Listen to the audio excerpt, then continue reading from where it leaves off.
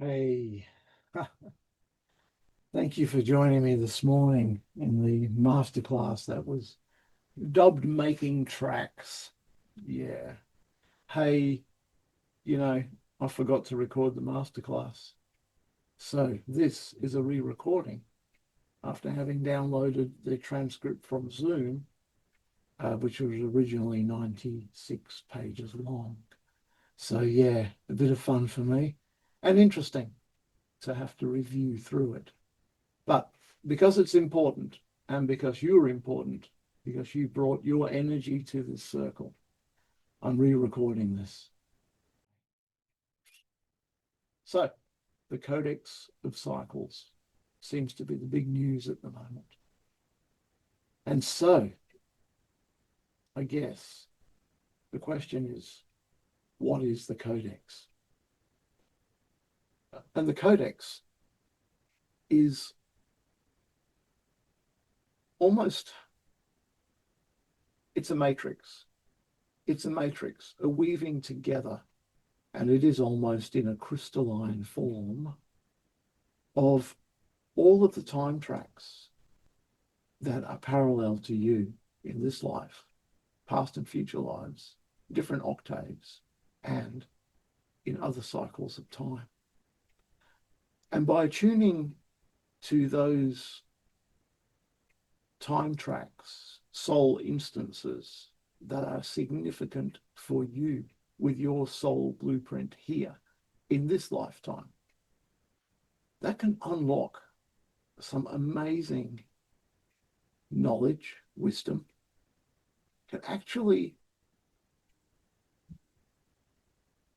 activate within you codes for your highest good and for the highest good of humanity.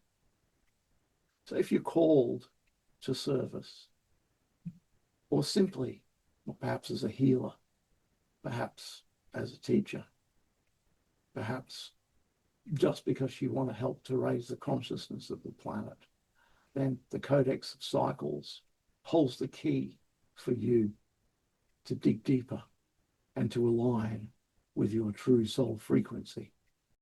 When we spoke about time tracks, which was the last masterclass, we explored the fact that there could be time tracks, parallel time tracks for you in this lifetime. So here's a bit of revision.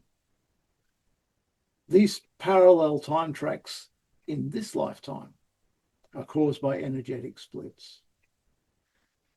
Splits where decisions were made one way or the other from assumption, belief. Splits that were made because you misinterpreted information, were hurt. Yeah, you know what I'm talking about. Some people would call it soul retrieval, bringing these fractured soul parts back to yourself. And many healing modalities use the technique of revisiting old trauma and realigning the time track. These are in one way or another to resolve past conflicts, emotional hurt, whole range of situations. So this is your time track number one, the time track of this lifetime. And bringing things into alignment at this first level of integrating your soul, yourself. The idea is to come back to your blueprint, the blueprint that you came into this life with. And even in time track one, you could actually merge with a future version of you that has already achieved what it is that you want to achieve in your life. So we can use it as a manifestation technique. Integrating with a future version of you, it will propel you forward towards the energy. It's that creative tension that we spoke about, the creative tension that creates the manifestation of what it is that you want to do, be, or have in your life. Because you've got that future version of you, you've got you here, your future version there, and when you have that tension, the energy of this will draw you towards what it is. In the same way that, like We spoke about this, I think, in up leveling, where if your subconscious is anchored back to things that have happened in the past, which keeps pulling you back towards the past. Okay, so time track jumping within this dimension, within this life, can bring into your life what it is that you want. And sometimes it's hard to envisage what it is that you want. So you can use this technique also. You know, you sit there doing your morning coffee routine, or whatever it is that you do to manifest within your life the things that you do want to do, be, or have. And you just can't think of what it feels like to be in the energy of the end result. Well, if you can imagine a future version of you that has what it is that you want to do, be, or have,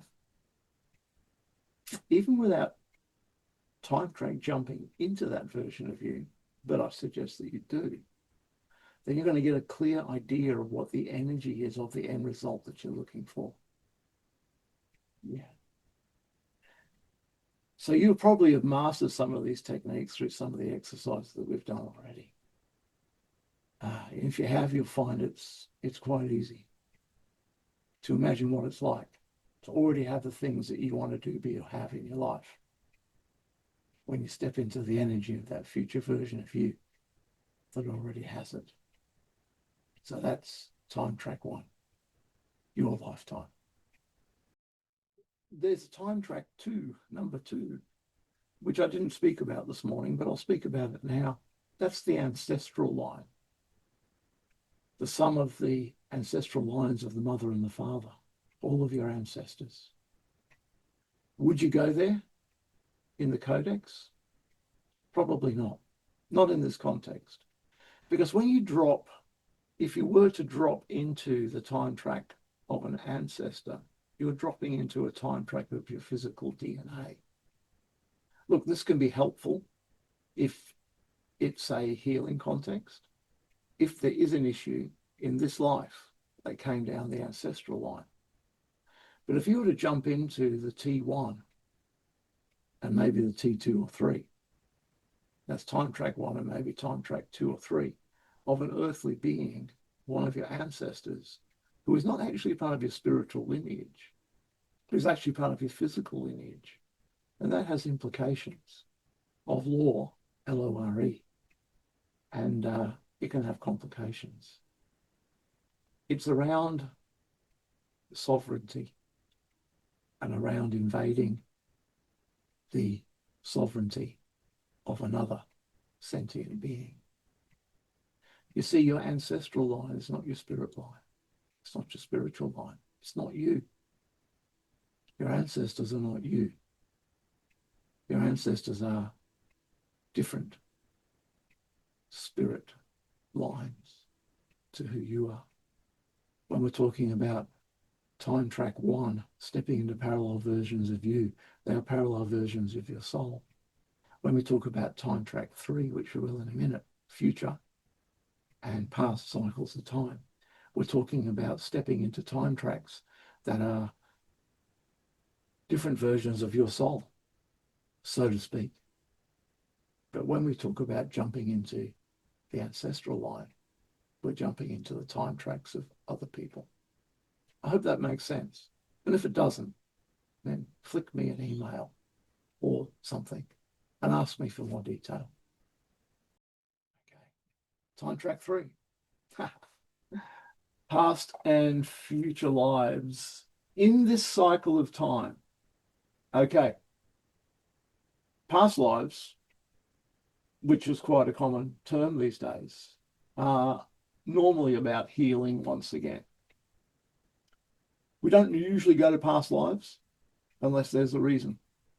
Past life trauma becomes activated on your soul time track of this lifetime through to circumstances and a memory of spirit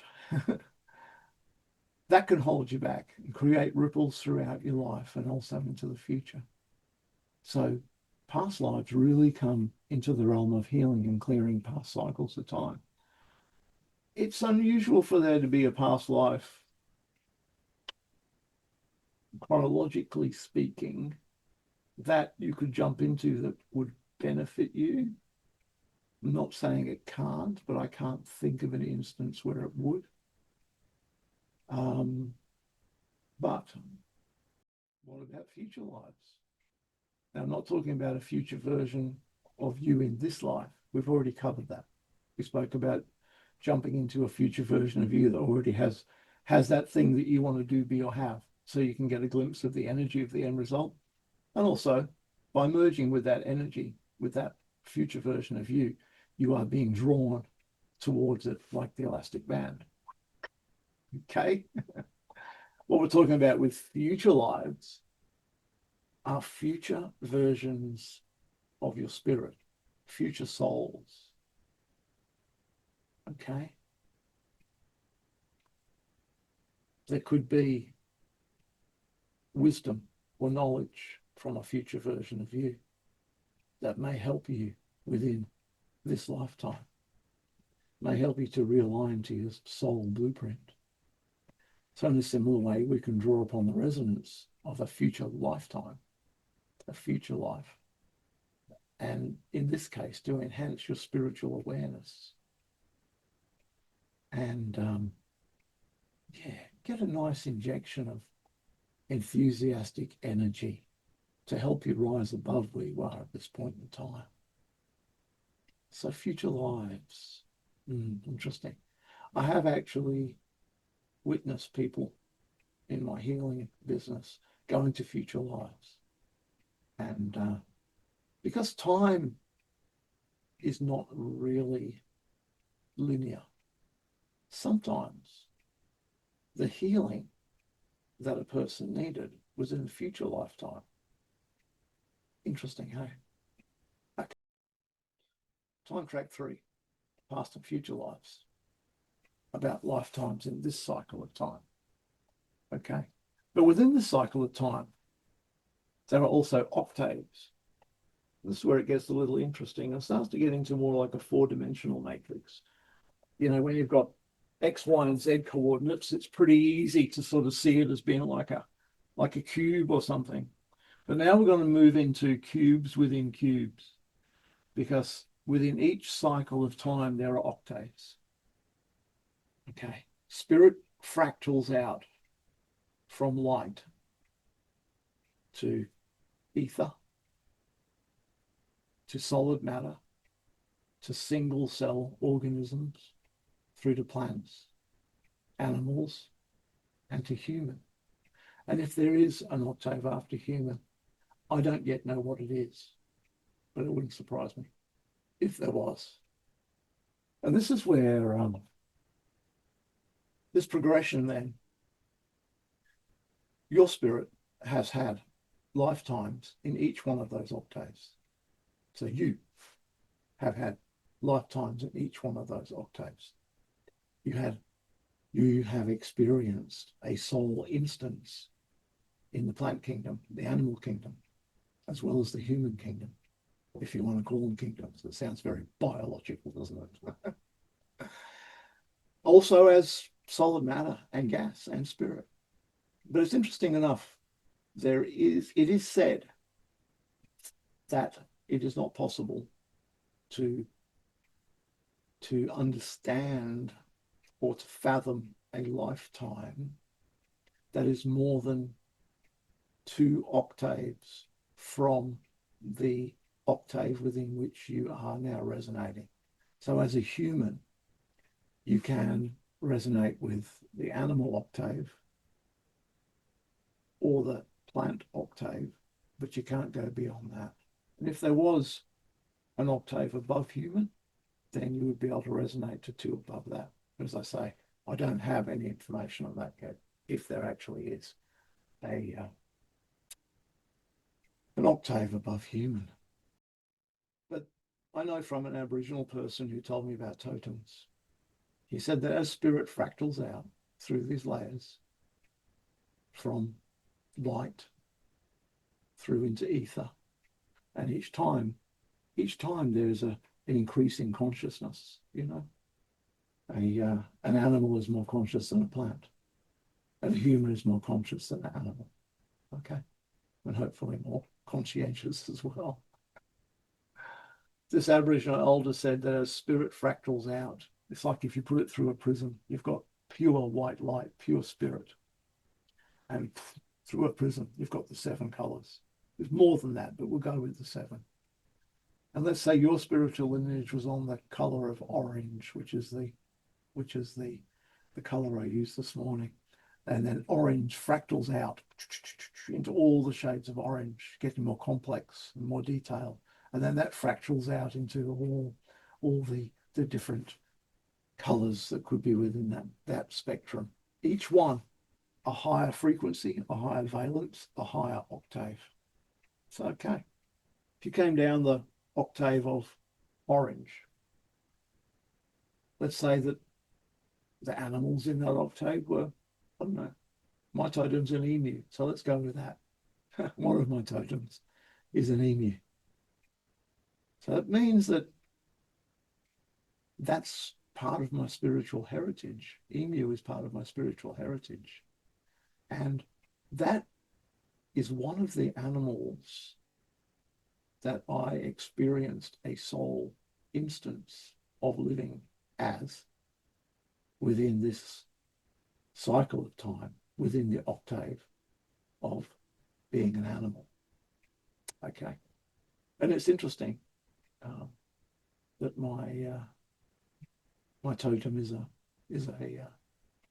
emu, because when I was in the army, I was in the 2nd 14th Light Horse. The 2nd 14th Light Horse emblem is the emu, which is interesting. Coincidental, perhaps.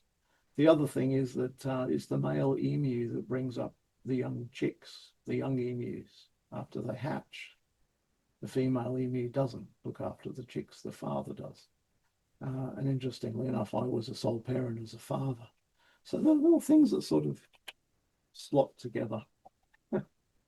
It's also quite funny and completely beside the point that when I went down to Currumbin Wildlife Sanctuary a couple of years ago, actually with David Bauer and Amiko, when they visited, there was an emu there, and this emu would not leave me alone. It followed me around the place, backwards and forwards. It was quite interesting. So anyway, if you get the point, I mean, yeah, there's a spiritual lineage that runs through the octaves, spiritual heritage. Okay. I mean, you've probably seen people that look a bit like an animal. Hey, I've seen people that remind me of animals. I'm not talking about in a bad way. But yeah, like a hawk or a mouse. Yeah. I've taken people back to carnations they had before they were human. And it's interesting. In a lot of cases, that incarnation that they have gone back to, which linearly might not have been the last one, but it was the last significant one. It was the one, once again, time's not cyclic, time's not sequential, it's cyclic. When I've taken people back to the animal octave, the animal that they were before they became human, well, interestingly enough, they still held some of the attributes of that animal. And these were things that were part of their soul blueprint to overcome in this lifetime. Interesting.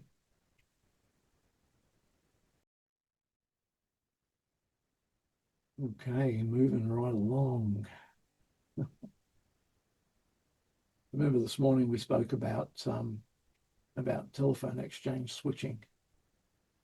So a friend of mine who worked in Optus was talking about how with optical cable they're actually switching light. Back in the day when I was a telephone technician, we were switching across copper wires. Every telephone conversation had 2 wires, a bit like electricity in your house. And those 2 wires had to go continuously, believe it or not, from one phone to the other via some medium or another. But everything was over 2 wires. So the number of telephone conversations you could have were limited to the number of cables that there were, or the number of wires there were within a cable. But when I was talking to this friend of mine about optical fiber, he said optical fiber splits the spectrum of light, a little bit like the totem thing. And that light is split and split and split and split down, as we said before about totems. And this fellow said, the number of conversations that we can have across an optical fiber is limited only by how accurately we can distinguish between one shade of color and another. Interesting, hey? And I thought, oh, goodness me, he's talking about spirit. Yeah, interesting, hey? Spirit, it's timeless, eternally immortal, the very essence of the fabric of the universe. And we quite often talk about your spirit, but your spirit is simply a fractal of higher spirit and higher spirit beyond that and beyond that, until we finally get to the point of the continuum of divine consciousness. Yeah. And this is why each of us here has a different spiritual lineage. It is like the totem thing. Whilst we're all of the same, spirit is the ether, the light. Yeah, we have a different spiritual lineage. So I hope the totem thing helped in some way or another. And you know what? It's way easier just to channel this like I did this morning than it is to try and read it at the same time. So excuse me if it sounds a bit lumpy. But that's the codex. That's the cusp, sorry, of the codex of cycles. You know, spirit, spiritual lineage, and aligning our spiritual lineage within our soul frequency. Okay, so we spoke about time track 4, I think it was. We've got to stop numbering them now because it gets all a little bit fourth and fifth dimensional. Time tracks in other cycles of time. If you've been on the Lemurian Fellowship, you'll have visited a time track, a version of you, of your spirit, a version, a spiritual, a soul within your spiritual lineage. That is the version of you within Lemuria. Hey, in another cycle of time, because Lemuria was not in this cycle of time. Yeah. So spirit is a thread that ties together all the past, future, and parallel lifetimes, both in this cycle and in different cycles of time. That's the benefit of understanding the Codex, being able to link significant time tracks and significant soul instances, the significant timelines within your spiritual heritage. As I've said before, it's like putting a key in a lock and all those tumblers line up and you unlock the code, maybe the code to the matrix. Yeah. And this could serve your highest good. This is being revealed right now. It hasn't been revealed before in this way. I'm really excited about it. Hey, calling on the assistance and knowledge and the wisdom of parallel lifetimes that align with you, with your soul frequency to serve your highest good. This morning I spoke about the that frequency meditation that I did, which came through, a little bit before the last masterclass on time tracks. And I know this has been a little bit about time tracks so far, but it's so important to understand this matrix of things. Okay. If you haven't listened to that frequency meditation, ask me for it, and I'll send it to you. I'll send you the link for it. It showed that each of these time tracks that we're talking about are like musical strings on a guitar or keys on a piano. You remember we spoke, the piano is a good example because the piano's got every semitone for what is it, 3 octaves, maybe more, maybe less, depending on the piano, if it's a grand piano or an electric piano or whatever it is. But every single note, well, every single semitone, which is the sharps and the flats. And if you drop your hands on that keyboard, you get the most horrendous sound because you hit the wrong notes, right? You've got to hit the right notes. And the question is, how many notes? How many wrong notes are you hitting in this lifetime? And this is the key. This is the reason why the Codex has come up. Because what we're looking at doing here is tuning the notes that resonate with your soul frequency in this lifetime. Yeah. And what came through to me was, before you can tune into the time tracks that are resonant with your soul blueprint, the reason why you're here, it's necessary that you yourself are tuned to the frequency of your soul blueprint, your true soul frequency. We've all gone through the we've all gone through the individuation exercise where you were born, you were completely innocent. Then along comes every thought, action. You start to make assumptions, beliefs, and these like a veil come down and separate you from your true essence. Yeah. So Spirit said, it's very, very important that we clear the assumptions and beliefs that don't serve us, because they're really veiling our soul frequency. And like the notes on a piano keyboard, if the piano is not tuned to concert pitch, then it may be in tune to itself, but it may not be a concert pitch. And if the piano is not in tune to itself, it's going to sound like a honky-tonk piano. Like I said this morning, I bought a house once. It was really derelict, and there was an old piano in the house. And it had been left there because, look, they're too heavy to move. It weighed a ton.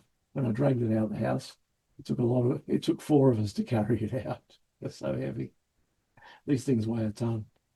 And my wife, Chris, who plays the piano, she jumped on the piano before we moved it out and started playing something. I have got a video of it, and I'm thinking of inserting it here, just so you can have a listen to how spooky it sounded. It was like a version between a honky-tonk piano and a haunted house. I think she was playing something like Fur Release or something, which should have sounded really nice. But the piano needed a tune-up. And yeah, it was beyond a tune-up, I think, that one. But my point here is that you might need a tune-up. You maybe need to get tuned up to the soul frequency that you came into this lifetime with.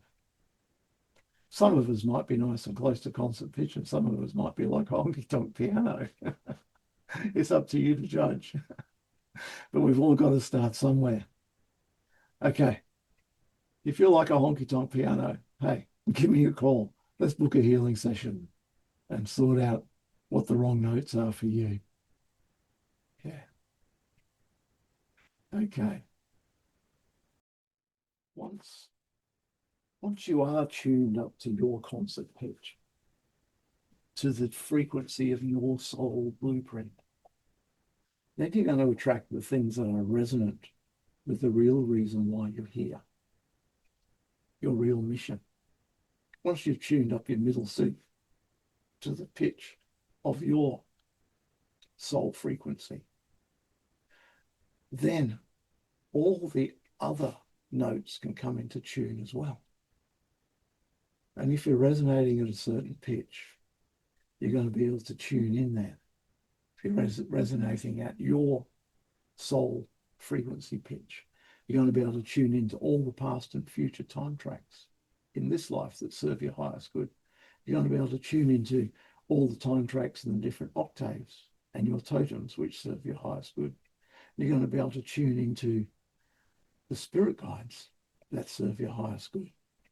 Those cycles in different octaves, in different cycles of time, which serve your highest good. So that That is what the Codex is about.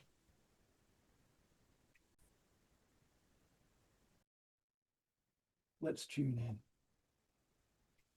And let's tune in with the intent of feeling into your soul blueprint, your soul frequency. Where are you at? What is the next step for you on the ladder of awareness, on the ladder of returning to your true self? What has Spirit got for you at this point in time? Because we all need to get up to concert pitch to find our middle C. And there may be nothing. You might be right there now, which is cool. But let's just be open. Be open as you set aside all assumptions and beliefs and step into the space between the things, the stillness that gives life to reality. And let's allow Spirit to show you what, if anything, there is that you can tune to. Let's see what you receive. So just become aware of the inflow and the outflow of your breath. Breathe down into your tummy. And feel the breath going down into your lower abdomen.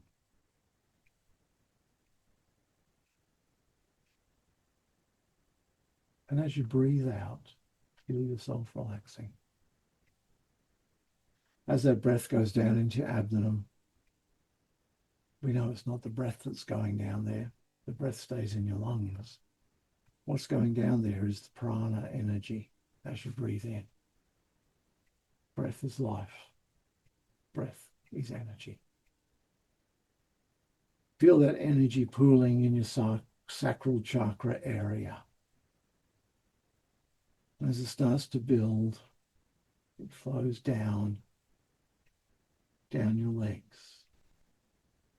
For me, I get a very interesting feeling of energy in my legs as it flows down and out of the soles of my feet. It's a bit like a menthol kind of energy for me, connecting and grounding me with Mother Earth. Notice the tingling sensation at the base of your feet.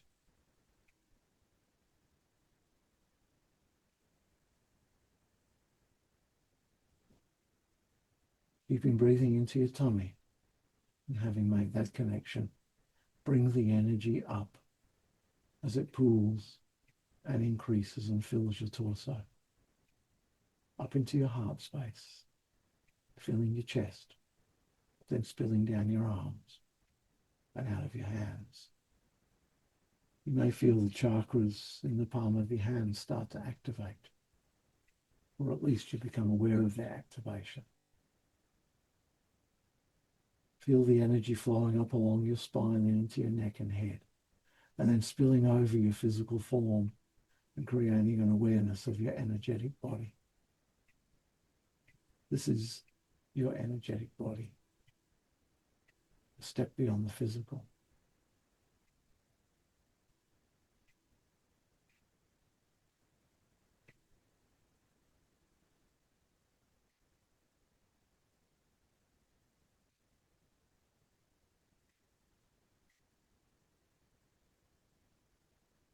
And now, with your intent, ask to connect to your higher self. You may say, I humbly ask to receive your love.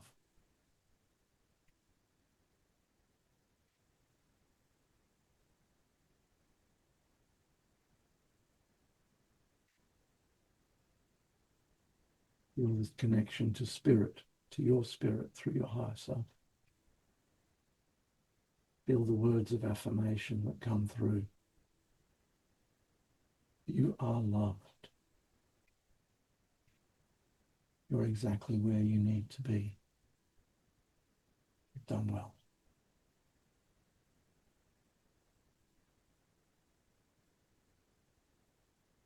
And just allow yourself to sense, if anything, what's the next step for you in clearing, aligning? What's the next step in tuning up to your middle C, as we're using for an analogy?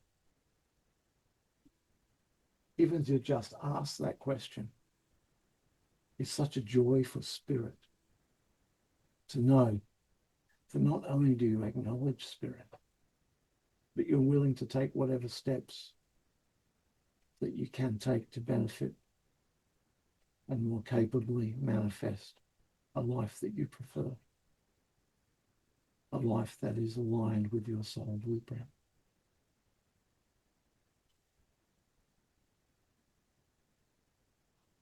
Sit in this energy and become aware. Allow whatever comes through to come through.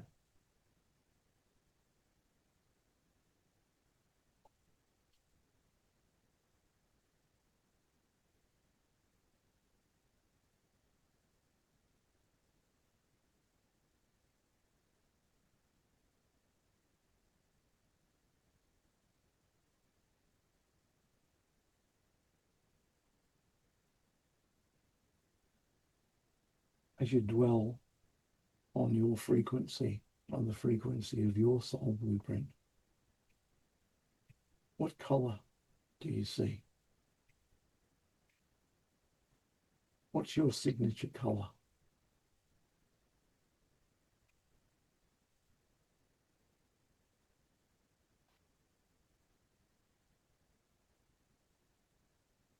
If you were to hold that color in your mind and to contrast that color with where you're at, where is your soul frequency at now? Where do you sit? Are you in close alignment? Or are you outside of alignment?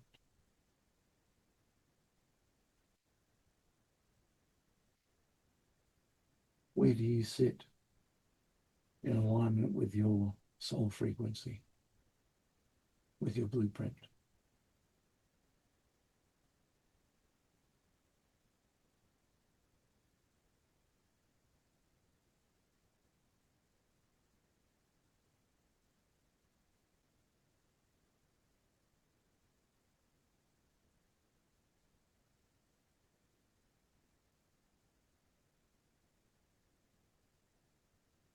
Return now to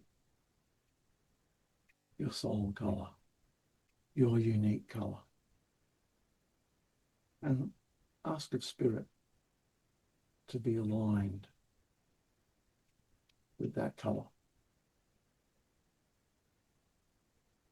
Allow yourself to come back to focus on that soul frequency color that came through before. And if you don't see a color, that's okay. Just know that by just asking, you are aligning with it in whatever way it's been revealed to you. Come back to that soul blueprint frequency. Could be a sound. Imagine it's a portal. And if you were to step into that portal, as you do step into that portal, on the other side of that portal is the version of you that is 100% aligned to your soul frequency. This is you, aligned. Allow yourself to feel the energy of that version of you.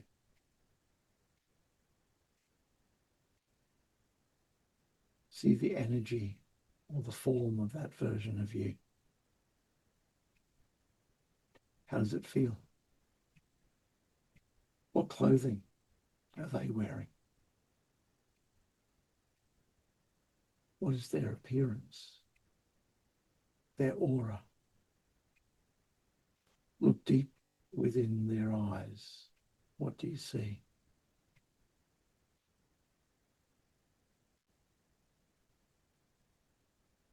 Do they have a word for you?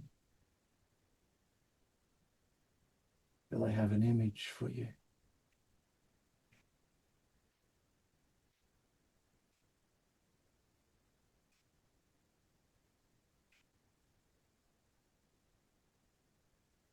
Does it feel aligned? Is there something in you that resists this version of you that is aligned with your soul frequency?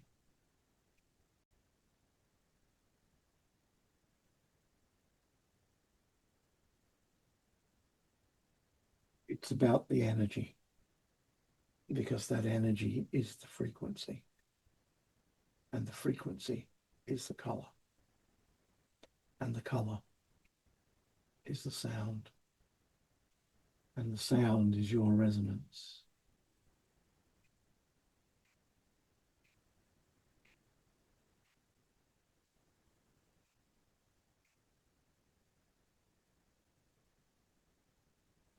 From this vantage point, look around.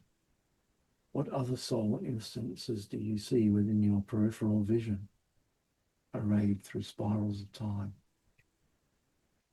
The Codex of cycles, some near, some far. How do they present to you?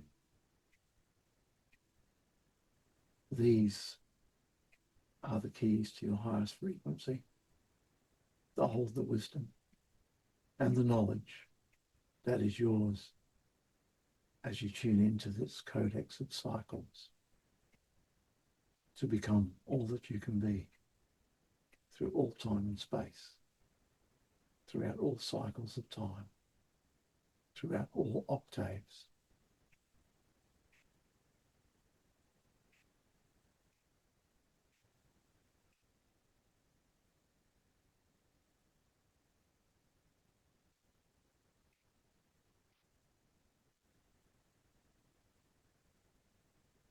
Let's come back to that soul frequency, the color.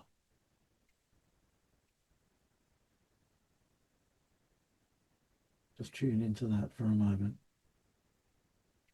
Find a symbol. Ground the color by naming it.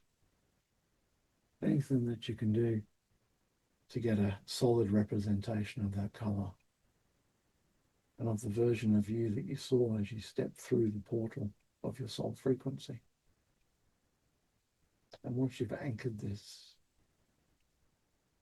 for yourself, step back to your present day within this continuum. Take a breath. Thank you, Spirit. Back in the present.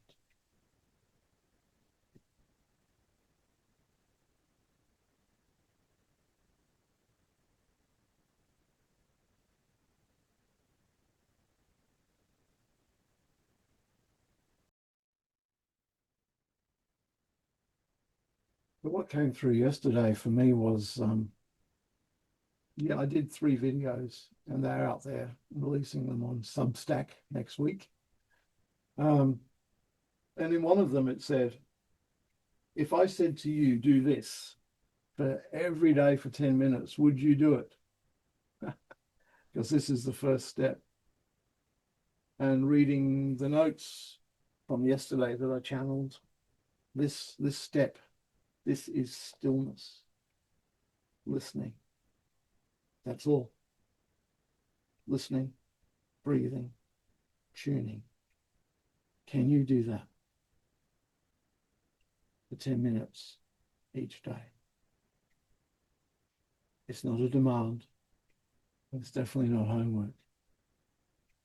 But if you do want to do that thing and you commit to doing that thing, hey, and you miss a day, there's no such thing as time, so don't worry about it. But if you commit now in this moment of time to tune in, let's say 10 minutes, because when you do that and you start to listen, you'll start to think because you're human. And when you start to think and thoughts start flowing through your mind and you lose the thread, my suggestion is to have a journal or a notebook handy. Don't use your phone, because the minute you pick your phone up, you'll be on Facebook. So have a notebook and a pen. And whatever it is that's coming into your mind as you attempt to stay in stillness, when you drift into thoughts, whatever it is, write it down, because they are the barriers that need to be resolved. And it might be simply, I need to do the laundry. So, okay, after your 10-minute of sitting, go do the laundry or whatever it is. Because these things are not always negative things. They're also things that are important things. Yeah.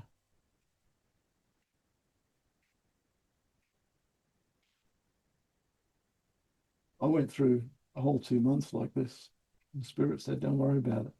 Just sit down. The first thing that you think of, just go and do it. And I did. And it was tough because I thought I should be meditating, but I wasn't. I was doing all the things that came up in my mind. And I got to admit that at the end of a couple of months, whatever it was, at the end of just surrendering, I'm in a much, much better place. It's like a clean stuff out of my mind. So I'm suggesting what's coming through now is to sit there for the whole 10 minutes, no matter how uncomfortable it gets, no matter how much the laundry is calling, whatever it might be. It's only 10 minutes. And in that 10 minutes, write down all the things that come to mind. Some of those things will be answers. Some of those things will be answers to questions that you've been asking for a long time. This is the portal to the Codex. And the portal to the Codex is not sensational. But once you step into the Codex and step through it, the Codex is absolutely magnificent. Everything is on the other side. It's like the Bible story about going through the eye of the needle. Okay. Jesus said, according to the scriptures, Jesus said, it's easier for a camel to get through the eye of the needle than for a rich man to get into heaven. I think that's probably a very westernized version of the scripture, a version of control. So let me tell you what I think that piece of scripture means, because it's very apt. Jesus wasn't talking about a needle with a camel going through it like a piece of cotton. The eye of the needle was a gate in Jerusalem, in the walled city of Jerusalem. And the eye of the needle was a very, very narrow gate. And it was narrow because it was used for after hours access to the city. And it was so narrow that someone with bad intent, an invading army, could only get through there sideways one at a time. So, yeah, it made it very easy to manage invasion through the eye of the needle. It wasn't like you could get rushed by the bad guys. So the eye of the needle is a very narrow gateway, perhaps not unanalogous to your soul frequency. It was guarded, and it was used mainly if someone, a merchant, for instance, arrived late into the city. Getting his camel through the eye of the needle, to do that, he had to unload the camel. He had to take all the baggage off the camel. And then you carry the bags through, then you bring your camel through. So it was difficult to get a camel through the eye of the needle. You couldn't get through with your saddlebags on. So it was difficult, but it was necessary to be safe, to get inside the city.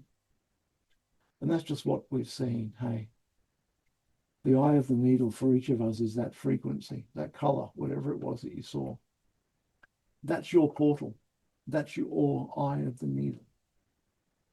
So what baggage are you going to leave outside the walls of your holy city, to bring the analogy in, so you can go through the eye of the needle to all the treasures that are there for you? Yeah. Not to get religious, but that is what Jesus was talking about. And that is so, so true.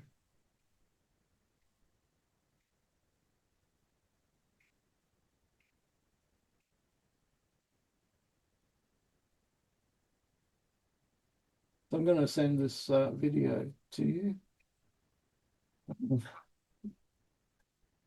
I'm going to also do a 10-minute meditation sequence for you to use so that you can use it as a guide to start your 10 minutes a day of stillness. And once you don't need to use the meditation anymore, you might set a timer on your phone for 10 minutes. You might play some calm music for 10 minutes, or you might just let the sound of my voice waffle away in the background for 10 minutes while you run through all the things on your laundry list and write them down. But I want you to do that. I hope you can do that. It's my intent for you that this eye of the needle for you will be your portal to the Codex. And that next time we talk about the Codex, we'll have some really, really deep shares about what's happening for you as we step deeper into aligning with the soul blueprints of other versions of ourselves, of our spiritual heritage that are there for us, for our highest good and for the highest good of the consciousness of the planet. Thank you.